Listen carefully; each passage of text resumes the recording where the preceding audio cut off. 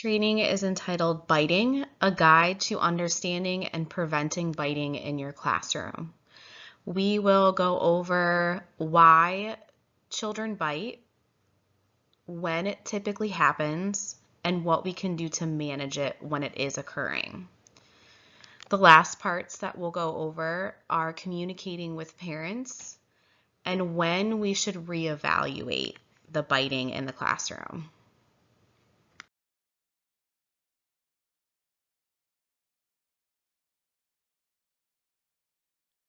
Identifying why a child is biting can be very complicated. Biting is developmentally appropriate and more common than you'd think. Toddlers ages 1 to 3 are still trying to navigate their environment and learn how to communicate with you and others around them.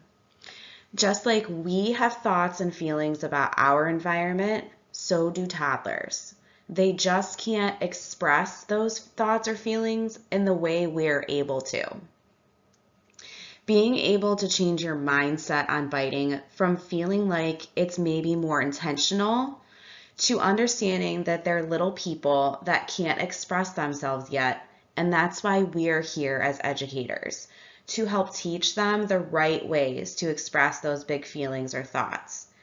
By changing our mindset, we can change the conversations we have about biting. It can open our minds to new ideas and a better way to talk with parents about their children.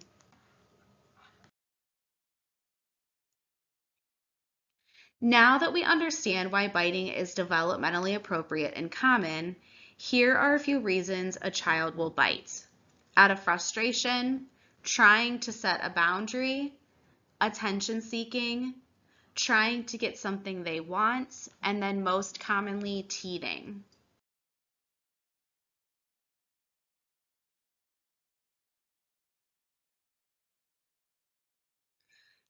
If a child bites repeatedly and you're left wondering how to better manage the situation, observing is a very important next step.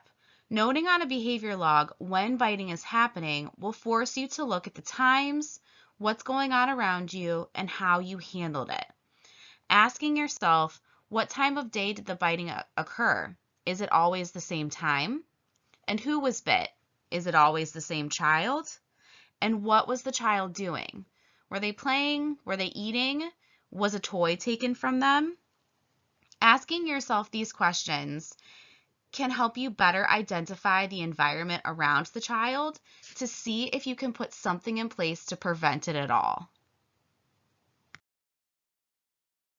On the right-hand side of your slide, you'll see a few examples of common times biting can happen.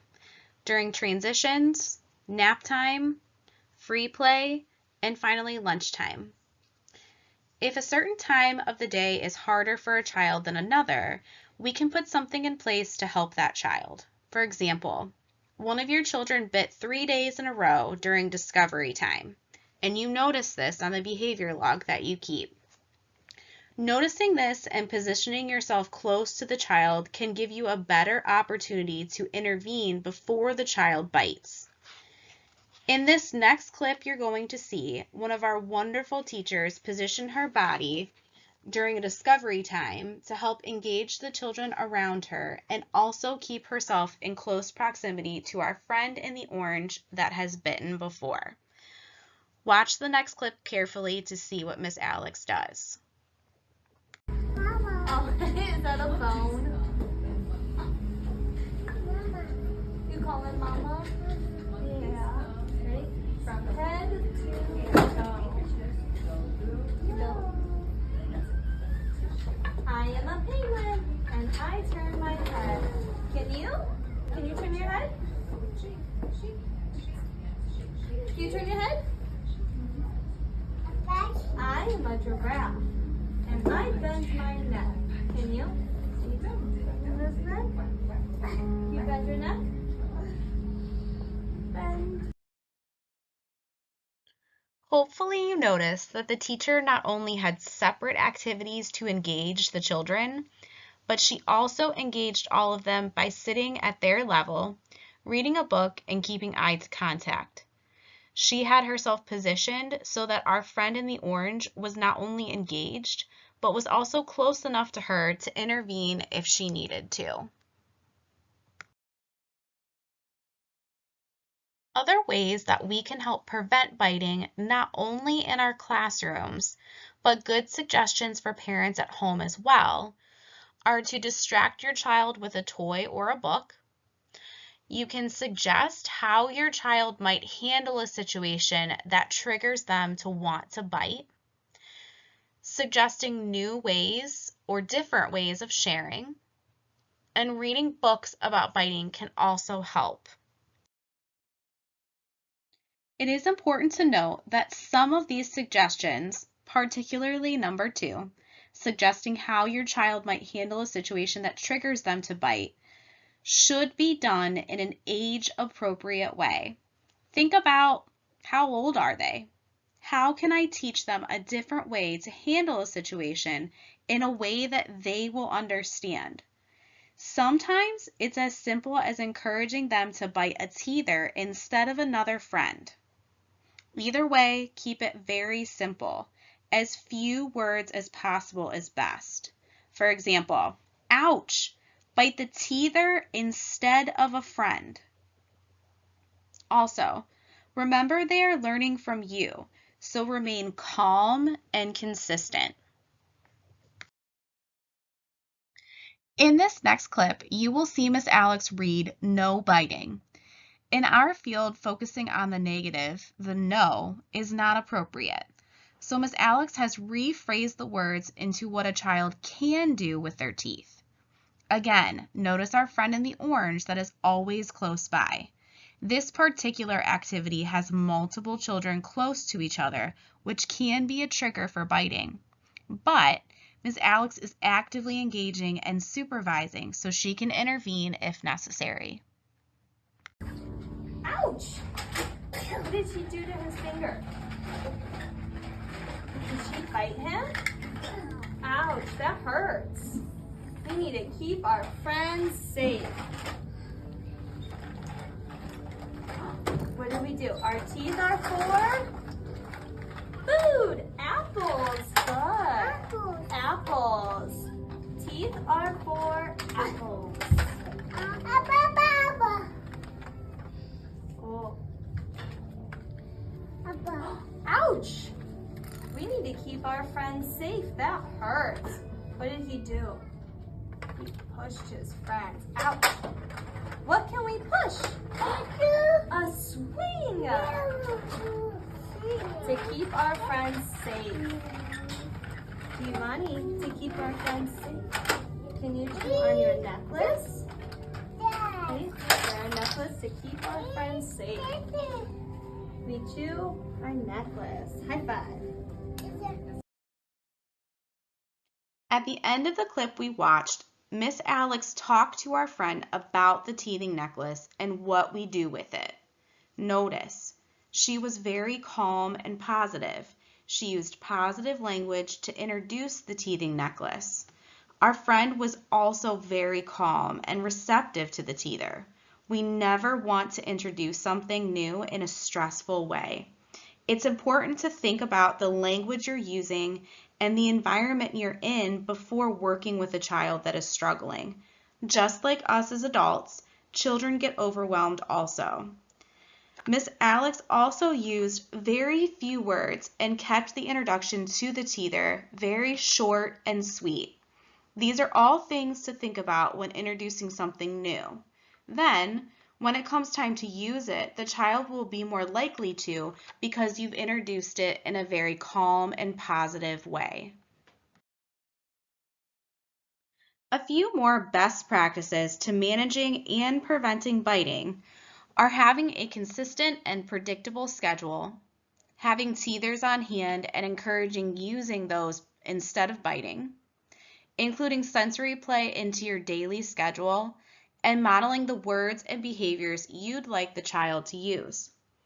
If you notice, all of these suggestions require the teacher to take an active role in prevention. One of your biggest tools is your environment. So things like keeping a consistent schedule will help not only your child that's biting, but your other children in your class as well. It may even help you too. Keeping the environment calm and predictable can help you better manage each situation that arises. Adding more sensory play engages every child at that Discovery Center. But be sure to actively supervise and never stray too far from your friend that is biting. Having teethers on hand is best practice and can provide you with a ready tool if the child attempts to bite. Make sure you're remaining calm and modeling how you'd like the children in your room to act. Here is another good example of how to position yourself during discovery time. Miss Alex sits next to our friend that's bitten to ensure she can react to a situation should he attempt to bite. She is engaged with each child and is calm and approachable. When you think about your own classroom, can you see all areas of your room from all angles? Making sure that you have all clear sight of all areas in your room can ensure that you are properly and actively supervising. Can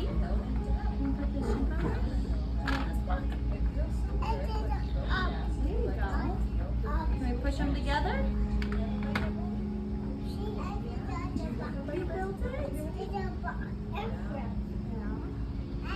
Where do you want this? Push it with me? Push. Airplane? You mean airplane?